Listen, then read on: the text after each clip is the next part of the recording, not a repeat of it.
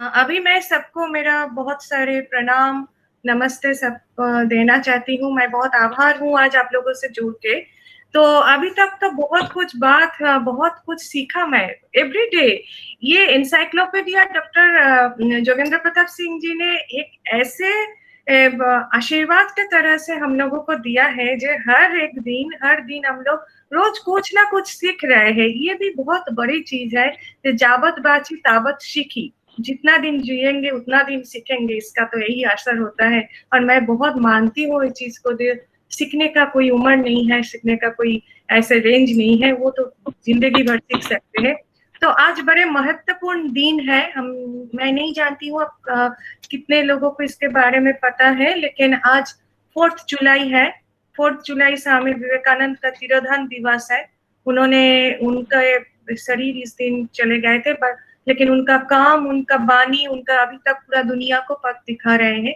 तो मैं आज जो चीज आप लोगों को दिखाने जा रही हूँ, खुन आकारिन ने एक साइट को लेके बोले थे थाईलैंड का। डॉक्टर अमरनाथ जी तो बहुत अच्छा से तिब्बत का बारे में बोले, डॉक्टर प्रदीप दास जी ने लद्दाख के बारे में बोले हैं। लेकिन मैं जो अभी दिखाने जाऊंगी ये थाईलैंड, क्योंकि साउथ ईस्ट एशिया का 7 देश का ऊपर मेरा रिसर्च है। तो 7 देश को लेके तो बहुत दिन से बोल सकती हूँ, तो मैं एक साथ इसलिए नहीं बोल रही हूँ। आज मैं थाईलैंड को ही चुना हूँ, क्योंकि एक एक देश में अगर गहरे से देखना है तब पता चलेगा जो ये रिश्ता कितना गहरा है। ये ये सिर्फ मैं जो मानती हूँ वो राम जी और रामायण कोई एक देश का नहीं है, कोई एक जाति का नहीं है, कोई एक धर्म का नहीं है। वो रामायण का जो शक्ति है, वो शक्ति से उन्होंने सारे दुनिया का जो भी बॉर्डर है, जो भी हम लोगों का जो दूरियां है, वो सब तोड़ के चले गए हैं। इसलिए Ramayan 7 south east Asian country का अपना ही महाकाव्य है। नॉट ओनली थाईलैंड, ये 7 देशों का महाकाव्य है। सिर्फ वो भी बात नहीं है, इसको लेके आगे जाके साउथ अमेरिका में, लैटिन अमेरिका में, इराक से लेके, ईरान से लेके बहुत सारे देश में जो काम हो रहे हैं, जो काम हो चुका है, उसमें कोई जाति धर्म का विभेद आते नहीं है। ये भारत का यही संस्कृति है। भारत संस्कृति जिसको बोलते हैं, वो यही चीज है जो जिसके पास उसको लड़ने का जरूरत नहीं है, युद्ध करने का जरूरत नहीं है, लेकिन वो पहुंच जाते हैं लोगों का अंतर में, लोगों का दिल में, लोगों का संस्कृति में। उसका प्रभाव से हम लोग जो चीज भूल गए हैं, ये एक पीढ़ी का दोष नहीं है, ये एक कोई राजनीति का दोष नहीं है, ये बहुत दूसरा चीज है। हमको पहला जो चीज चाहिए वो है श्रद्धा, वो है रेस्पेक्ट। और वो श्रद्धा, वो रेस्पेक्ट मैं देख के आई हूँ। 6 साल मैं थी साउथ ईस्ट एशिया में। मैं रोज का दिन में देखती हूँ जो उनका रेस्पेक्ट किस तरह से है हम ही लोगों के लिए। भगवत गीता ने, श्री कृष्ण भगवान ने बोले हैं, जो श्रद्धावान लभते ज्ञानम श्रद्धा ददातु विनयम। सो अगर विनय होना चाहिए तो श्रद्धा तो होना ही है।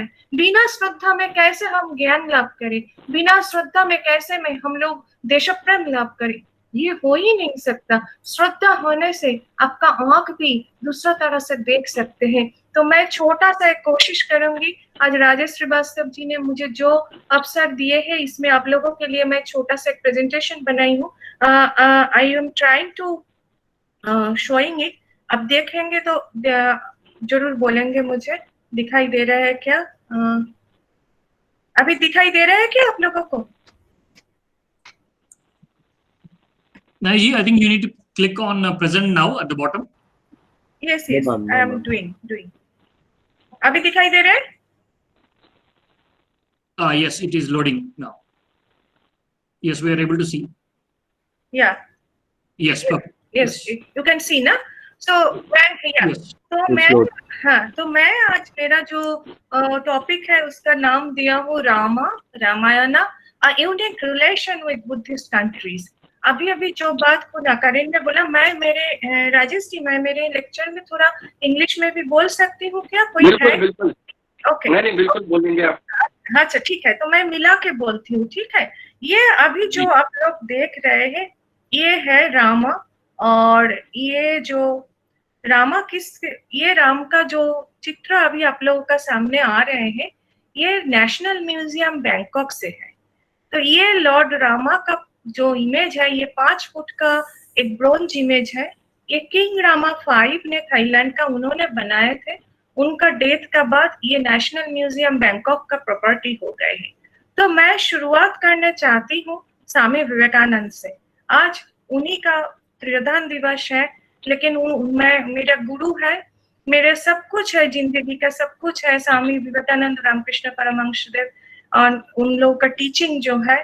तो वो टीचिंग से जैसे ठाकुर बोलते थे, श्री रामकृष्ण परमहंसदेव ऑलवेज बोलते थे, जो तो मौत तो पौध, तो जितना भी मौत है उतना भी पथ है।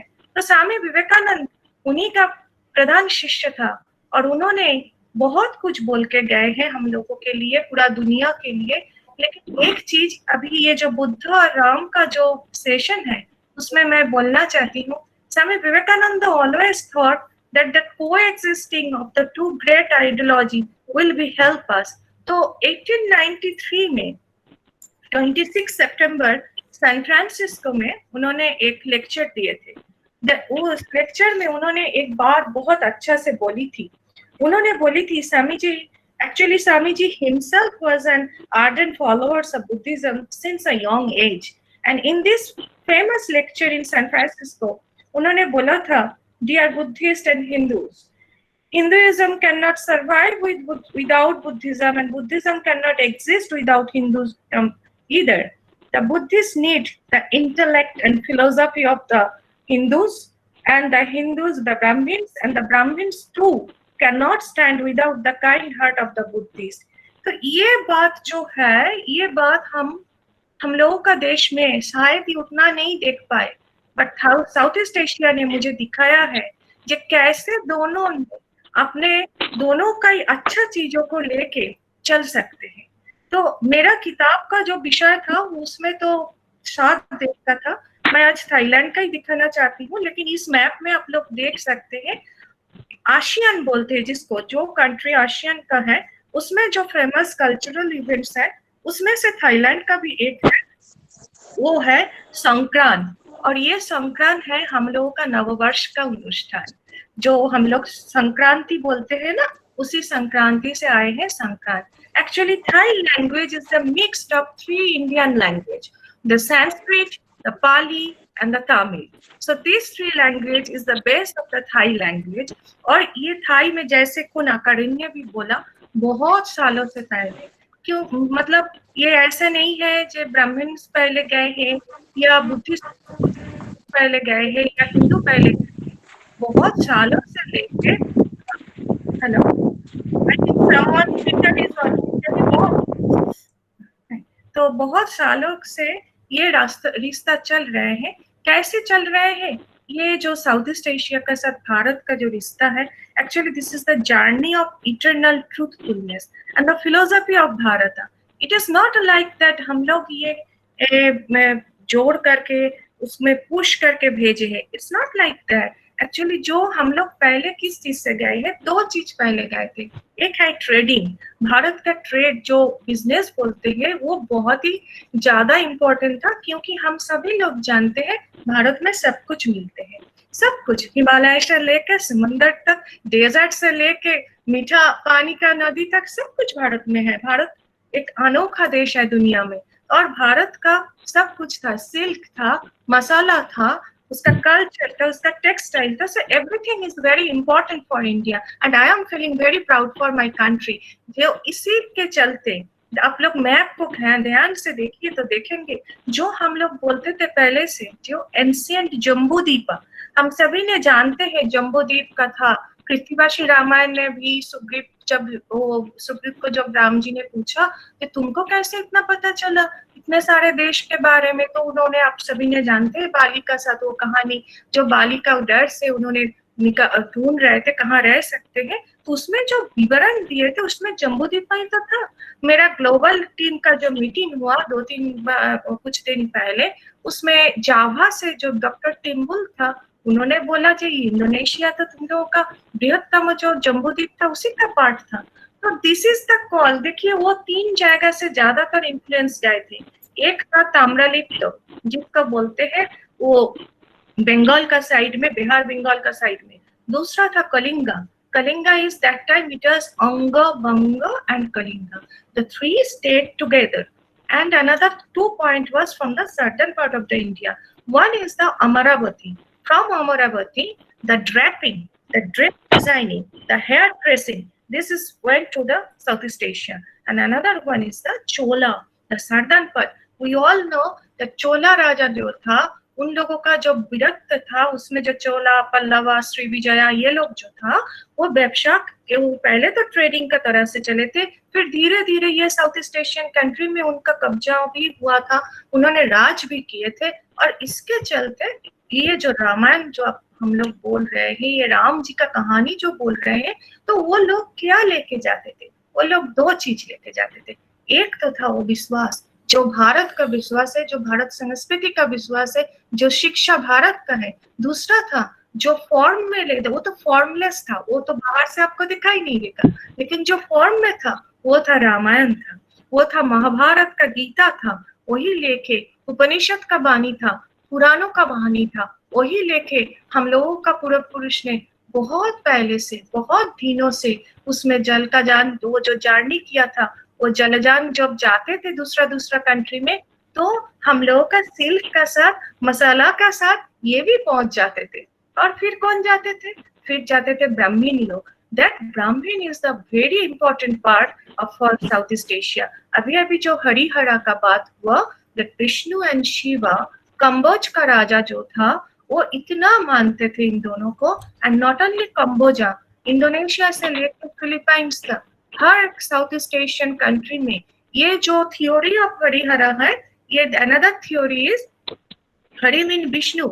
The Vishnu is the king, so Vishnu is the preserver of the world, and the Hara is the Shiva. So Mahadeva always is very ascetic. उनका तपस्या का जो था, तो ये था एक तरह से आध्यात्मिक और राजनीति दोनों का मेल था. दूसरा तरह से ये था हरि और हरा का जो मिलन है, वो ये भी है जो आम जनता का प्रतिबिंब है और राजा का प्रतिबिंब है. तो इसलिए साउथ ईस्ट एशिया का जो रॉयल फैमिलीज है, they all are every time they are very important, playing a very pivotal role for the whole country. And इसके चलते ये रामा जो है, ये कॉन्सेप्ट थाईलैंड में बहुत स्ट्रॉन्ग है. अभी जो आप रामा इमेज देख रहे हैं, ये 5 फीट का, ये नेशनल म्यूजियम का अंदर है. YP सिंह सर मेरे साथ गए थे, उनका तो याद ही होगा इसके बारे में मैं जब बोल रही थी. मेरा सबसे प्रिय रामा मूर्ति तो यही है. ये बहुत सुंदर है इसका जो है, और इसके चलते जो रामायण का विस्तार हुआ है, मैं बार बार बोल रही हूँ, ये the Ramayan is a one kind of epic who cross all the border. So it is an intangible heritage of Southeast Asia, different names, different stories, but the main philosophical thing is same. तो Thailand में रामायण का नाम है रामाखियन, Indonesia का काकाविन, Malaysia में हिकायत सेरी Rama, Philippines में महारादिया लावोना, Cambodia में रियमकार, Laos में फ्रालक फालम, बर्मा में रामा जात्रा और थीरी रामा. तो मैं आज दूसरा रामायण का बारे में तो नहीं बोलूंगी, आज मैं बुद्धिस्ट कंट्री में रामायण का और राम का क्या संपर्क है उसी में बोलना चाहती हूँ. तो that most beloved king of Thailand, we all know that king Rama 9.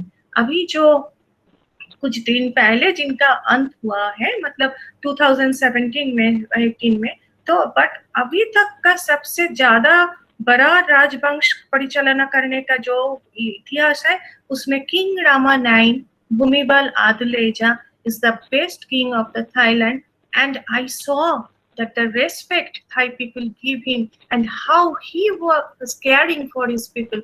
मैंने अपनी आंखों से देख के आई हूँ. उनका कोरोनेशन तो मैं नहीं देख पाई हूँ, लेकिन उनका राज्य का 6 साल में उनका कैसे उन्होंने राज्य को, पूरा देश को चलाते थे, और कैसे उसके लिए रेस्पेक्ट था, क्यों इतने सारे लोग मानते थे. और उनका क्रिमेशन में जो मैं देखा, ये शायद जिंदगी में कभी मैं देख नहीं पाऊंगी.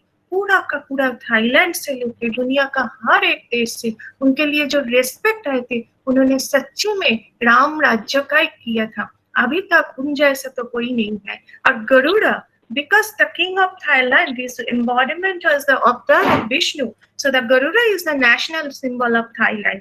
तो आप लोग समझ पा रहे हैं कि रिश्ता कितना गहरे होने से हम लोगों का नेशनल सिंबल गरुड़ा कब कर पाएंगे वो तो मुझे पता नहीं, लेकिन ये सब देश में करके दिखा दिए हैं।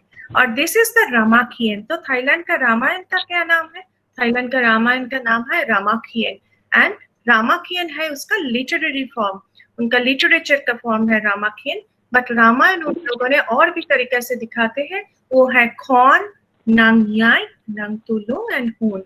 खौन is the dance drama, Nangai is the puppetry, Nangyai is the leather puppet, Nangtulung and Hoon is the puppetry। So दो जो बुरी कठपुतली से जो लोग हम लोग रामायण का दिखाते हैं उसको नांगतुलुंग और हून बोलते हैं।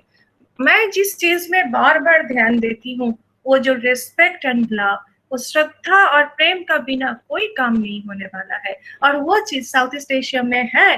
वो may be they are Buddhist, may be they are और दूसरा क्रिश्चियन भी हो सकते हैं, इंडोनेशिया तो इस्लामिक है, लेकिन हम लोगों का ये कल्चर के लिए जो रिस्पेक्ट एंड लव उन लोगों को है, जो पैशन एंड डेडिकेशन है, that is the main source of this flowing of this ancient living tradition। इधर आप देख रहे हैं एक बंदा है व्हाइट कलर शर्ट में, अभी ये जो सिंबल है ये त्रिशूल का है और चक्र का है, this is the Harihara symbol. ये शिव और विष्णु का, ये थाईलैंड का रॉयल फैमिली का सिंबल है। तो ये जो चिन्ह है इसमें चक्र भी है, इसमें त्रिशूल भी है, तो ये Harihara and this is the flame, so the सूर्य का भी है। ये है थाईलैंड का रॉयल फैमिली का symbol.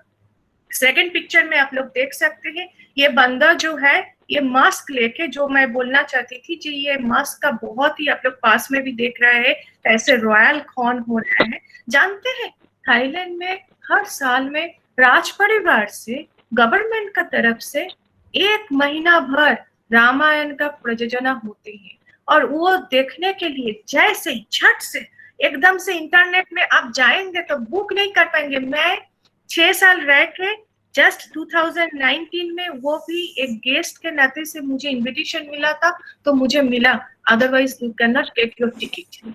It is so famous and so important for Thai and non Thai both in Thailand. तो आप लोग देख रहे हैं इनका जो मुकुट है, इनका जो मास्क है, how important is this for those पूरा रामायण को अभिनय करने के लिए। और ये जो बंदा है इसका नाम है बेंजामिन कैडरी।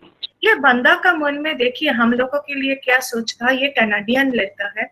ये पहले इंडिया में आई थी, भारत का दर्शन को प्यार मतलब पढ़ के उसको इतना अच्छा लगा, वो भारत में आके रहने चाहते थे। तो भारत में पूरा घूम के गए हैं, लेकिन उसको समहाउ वो मैनेज कर नहीं पाए भारत में रहना। फिर वो थाईलैंड में गए, उनको लगा जो वही कल्चर तो इधर भी है और भी ज्यादा रिस्पेक्ट का तरह से उन्होंने रह गए थाईलैंड में। थाईलैंड में रह के उन्होंने ये पूरा जो जानकारी है, जो कला है, इसको सीखा, खौन कला को। And he was the highest paid actor of Hanuman. वो सबसे ज्यादा कमाने वाली एक्टर था हनुमान चरित्र का पूरा थाईलैंड में। उसका अभिनय मैं देखा हूँ, सो मच डेडिकेशन। वो मैं बार बार ये चीज बोलती हूँ, आप लोगों को भी बोलती हूँ, दूसरों को भी बोलना चाहती हूँ, without dedication we can not do the work. वो डेडिकेशन मैं इन लोगों के पास देख के आई हूँ। अभी ये जो रामायण है, हमें इंडिया, चाइना और इंडिया से सबसे ज्यादा टूरिस्ट जाते हैं थाईलैंड घूमने के लिए। India is the second position in the tourism business in Thailand. और थाईलैंड में रामायण देखने के लिए कितने लोग ग्रैंड पैलेस में जाते हैं मुझे पता नहीं, लेकिन अगले बार अगर मिलेगा ग्रैंड पैलेस में घूमने तो जरूर जाते हैं हम लोग। जरूर देखिए उनका जो 2 किलोमीटर से जुड़ा हुआ ग्रैंड पैलेस का अंदर एक अलग से रामायण का गैलरी है, जिस गैलरी में 178 म्यूरल पेंटिंग्स फ्रॉम रामाखियन स्टोरी। उसमें सबसे अच्छा क्या लगता है जानते हैं? एज ए गाइड, मैं तो भारत का प्रथम महिला गाइड हूँ बैंकॉक नेशनल म्यूजियम का। तो हम लोग सिर्फ म्यूजियम में गाइडिंग करते थे, और कभी गेस्ट आते थे तो बाहर में भी लेके जाते तो बोलते थे। तो जब उस बैल्कनी, ये एक बहुत बड़ा 2 किलोमीटर का एक बरामदा टाइप का है, उसमें गैलरी जो है बना, तो उसमें मैं जब किसी को रामायण का तरह बोलना चाहती थी सुन, लेकिन तब क्या मुझे बहुत गर्व फील कर रहा था। वो बाहर से आवाज आते थे, चाइनीज भी बोल रहा है राम सीता, ये नाम तो हम जानते हैं, वो इटालियन भी बोल रहा है अच्छे से रामायण। सो ये जो रामायण, रामा, सीता, हनुमान, ये तो हम लोगों का है। ये कैसे उन लोगों ने इतना अच्छा से रख के दिए हैं, कैसे इतना अच्छा से प्रिजर्व करके रख दिए हैं। अभी जो आप देख रहे हैं स्क्रीन में, This is the mask for Ramayana mask. This is the Ramayana room. National museum Bangkok में एक अलग से पूरा गैलरी है रामायण के लिए, जिसमें रामायण से जुड़े हुए सारे चीज है, मास्क से लेके उसका ड्रेस डिजाइन से लेके बाकी सब कुछ उसमें है। तो ये मास्क है, अभी ध्यान से देखेंगे तो गणेश जी का मास्क एकदम ऊपर में आपको दिखाई देगा लाल कलर का। वो जो मास्क है, वो मास्क को पूजा करके, पहले उसको पूजा करते हैं गणेश जी को, वो चाहे बुद्धिस्ट हो, चाहे नॉन बुद्धिस्ट हो, चाहे मुस्लिम हो, चाहे वो कोई बात नहीं है, गणेश जी को पहले पूजा करेंगे, पूजा करके अपना अपना मास्क वो लोग लेंगे। उसमें भी एक खास बात ये है, वो मास्क जब लेते हैं, मैं जब उन लोगों को इंटरव्यू करने के लिए पहुंच गई थी नेशनल थिएटर में, उसमें मैं देखती थी young generation, totally young generation, the hair cut is very modernised, एकदम नया मॉडल का मोबाइल है। वो लोग क्या पहनते हैं जानते हैं? वो लोग धोती पहनते हैं, और धोती पहन के, लेकिन ये मास्क लेके, मैं जब बात कर रही थी, मैं बोला जो आप मास्क लेके क्यों ऐसे खड़े हो, उनको रखो ना, रख के बात करो। बोले नो, हम लोग नहीं कर पाएंगे, मैं मास्क को जमीन में रख ही नहीं सकती हूँ, ये इतना सम्मान पूर्वक है। तो ये श्रद्धा और सम्मान से जो हासिल किए हैं साउथ ईस्ट एशिया, वो अभी इस पेंडेमिक में भी दिखाई जा रहे हैं। सबसे ज्यादा पहले ये साउथ ईस्ट एशिया ने उसको निर्मूल कर दिया है, उनका सारे चीज धीरे धीरे नॉर्मल हो जा रहे हैं, क्योंकि दैट ओबीडियंस इज देयर। वो श्रद्धा का साथ जो ओबीडियंस आते हैं, वो उसका रग रग में है, उसका नस नस में है। ये जो देखिए अभी थाईलैंड का बारे में जो आकारिन बोल रहे थे, ये आकारिन जी का उनसे, ये है फिमाई। उन्होंने फिमाई के बारे में तो नहीं बोला, वो श्रीथेप का बारे में बोला, लेकिन ये है Phimai. That Phimai city is the name coming from the Bhimaya, Bhim का नाम से था वो फिमाई।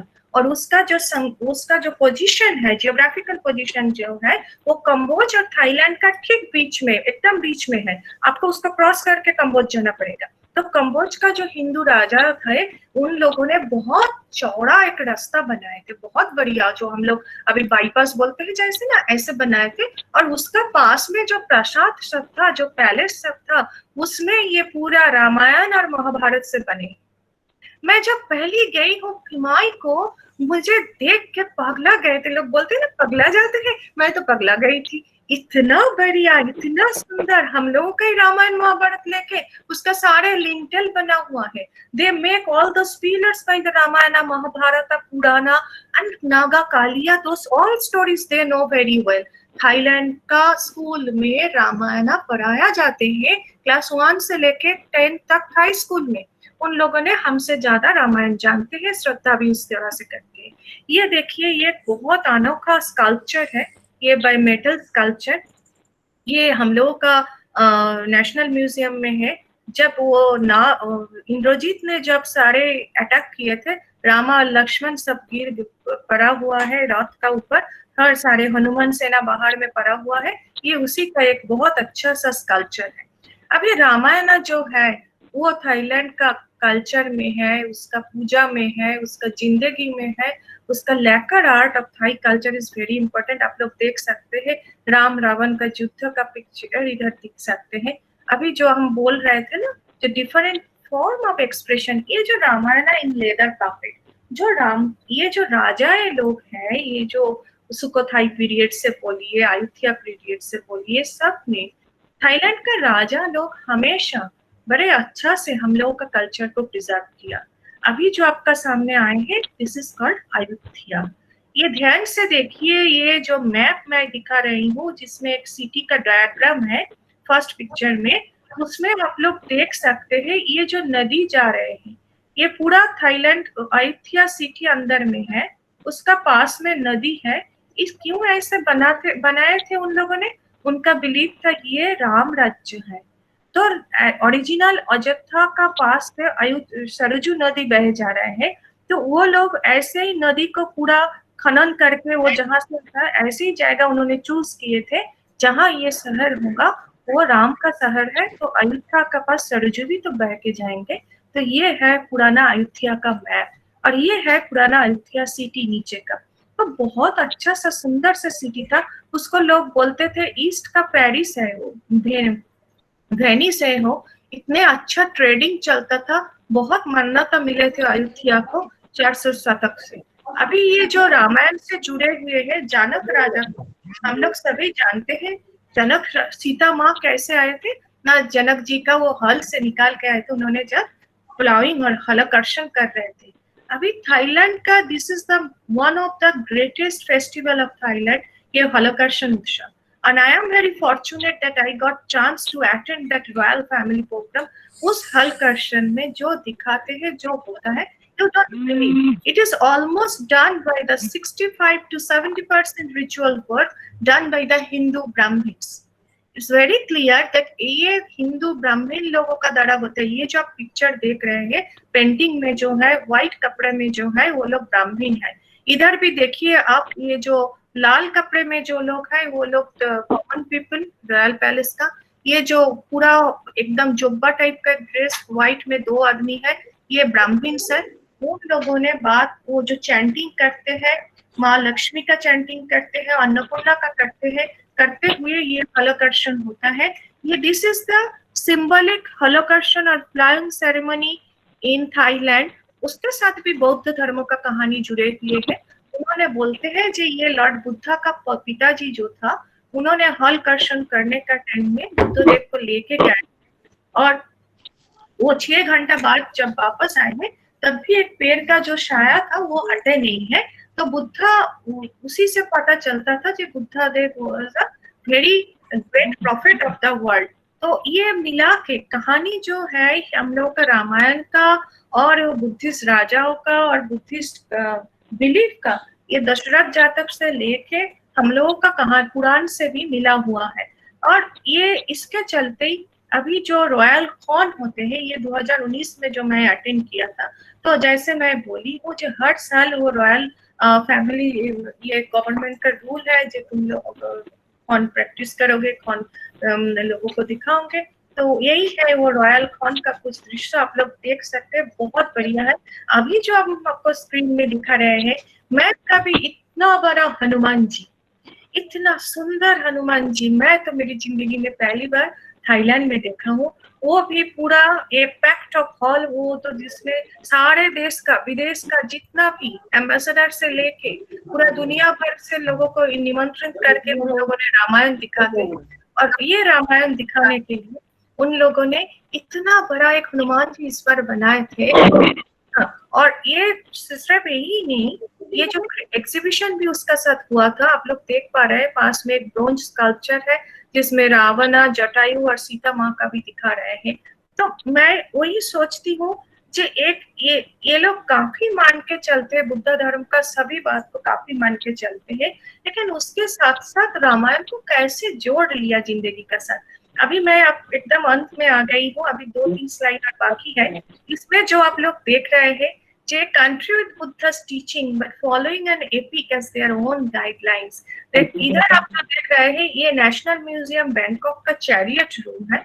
ये जो बंदे हैं व्हाइट का, ये सब हम लोगों का पुराण से बने हुए। मैं खुद जाके उस टाइम में आर्ट कॉलेज में गई थी जब किंग रामा 9 का क्रिमेशन होने वाला था। तो क्रिमेशन में पूरा का पूरा हम लोगों का विष्णु पुराण से वो लोग प्रिंट करके अपने सामने रख के बनाते हैं। ये लोग है दारपाल, उनका विश्वास है किंग इज द अवतार ऑफ विष्णु। तो विष्णु का जब शरीर इस पृथ्वी से जाते हैं तो वो स्वर्ग में जाते हैं। तो उसी विश्वास में ये लोग, ये जो है आप लोग देख रहे हैं वो दारपाल का पास में जो है वो है पालकी जी, पैलेंटाइन जिसको बोलते हैं, उसमें करके पहले वो मैं तो पूरा डिटेल इधर नहीं दिया हूँ। क्रिमेशन का डिटेल तो पूरा का पूरा हिंदू धर्म का अनुसार और बुद्धिस्ट मिला के एक बहुत सुंदर चीज है जानने का।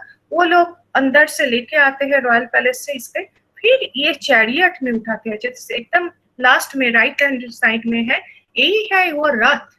जिस रथ में कौन है, जिस रथ का डिजाइन ऐसे ही हुआ है, उसमें है नागा, सारे नागा रहते हैं एंड गरुड़ा रहते हैं। और वो ये बिलीव करते हैं थाई लोगों ने कि इस रथ का ऊपर उसका जो आर्न है, जो कुंभ रहते हैं उसमें, जिसका अंदर उसका बॉडी रखते हैं, वो लेके पूरा उन्होंने स्वर्ग में जाएंगे। और उसी तरह से क्रिमेशन भी तैयार होता है। आप लोगों को मैं उसका क्रिमेशन ग्राउंड का एक सब छोटा सा झलक दिखाऊंगी। ये मैं बीच का जो पिक्चर है उसमें आप लोग देख पा रहे हैं department of ministry of art से 9 महीना जुड़ा हुआ था, पूरा का पूरा सब रथ से लेके पैलेंटाइन से लेके सबको देखने रिकवर करने के लिए। और फर्स्ट का जो पिक्चर है वो बॉडी का आफ्टर क्रिमेशन, उसका जो ऐश है वो रखने के लिए ये बनाया गया है। और ये थर्ड पिक्चर जो है ये है सर्क भूमि, विष्णु का सर्क भूमि ऐसे ही रचे उन लोगों ने रचे थे, जिसमें विष्णु रूपी रामा, लॉर्ड रामा वापस जाएंगे, प्रभु राम जी का वापस जाना है। तो वो कोई ऐसे आदमी है क्या जो ऐसे जाएंगे, तो उन्होंने सर्क बनाए थे। वो सर्क कितना सुंदर है वो तो मैं आपको बोल के नहीं बोल सकती हूँ, दिखा उतना पिक्चर भी नहीं है। मैं उसका भी एक मौका मिला था, मैं गई थी उसमें, ये मेरा बहुत सौभाग्य है, मैं देख के आई हूँ। ये रात का एक पिक्चर है, ये विष्णु भगवान वापस जाएंगे तो उसके क्रिमेशन, रिमेम्बर अच्छा से ध्यान में रखिए, ये क्रिमेशन ग्राउंड है, इसी में क्रिमेट हुआ था और राजा का शरीर, और वो भी हिंदू धर्म अनुयायी आग से क्रिमेट हुआ था, जला के थाई लोग करते हैं। तो आप लोगों को पता चल रहा है, ये छोटा सा प्रेजेंटेशन मैं बहुत सिलेक्टेड पीस लिया हूँ, जो कितना beginning to end of the life, Lord Rama actually inclined with the Thai royal culture, and not only the Thai royal culture, actually ये बहुत गहरे से इसका शिकड़ जो है वो बहुत गहरे में है। इसलिए मैं स्वामी जी से शुरू किया था और मेरा प्रेजेंटेशन मैं अंत में हूँ। ये अंत स्लाइड है, मैं रविंद्रनाथ टैगोर का एक कविता से मैं इसका अंत करना चाहती हूँ। 1927 में रविंद्रनाथ टैगोर, उनका और आचार्य सुनीति कुमार चटर्जी और उनका एक छोटा सा टीम गए थे पूरा साउथ ईस्ट एशिया देखने के लिए, जो क्या है एक्चुअली। तो उससे घूम के आने के बाद रविंद्रनाथ टैगोर जावा डायरी नाम बोल के एक किताब लिखी थी। उसमें से एक बंगाली पोएम था, जो पोएम उन्होंने कंबोडिया में जब गए थे, उन्होंने इंडोनेशिया में जब गए थे, मालवेशिया में गए थे, सबको देख के पोएम लिखा था। और जब 1927 में उन्होंने थाईलैंड में कुछ दिन रुके थे, उस टाइम में उन्होंने जब जाने वाले थे तो उन्होंने बहुत सुंदर सा कविता लिख के गई थी। उस कविता का जो मीनिंग होता है, जो चीज हम लोगों ने छोड़ के आए हैं उसी का हम ग्लोरियस, उसका जो अद्भुत महत्व है वो हम आप ही श्याम देश में देख रहे हैं। और यही श्याम देश वो है जिसने उनको अच्छा से अपने स्थान पे उसको पालन कर रहे हैं, उसको अर्चना कर रहे हैं, उसको पूजा कर रही है, और उसका जो राइटनेस है, जो वो प्रेम का है, जो सत्ता का रूप है, वो उभार के दिखा रहे हैं। Thank you very much. नमस्ते।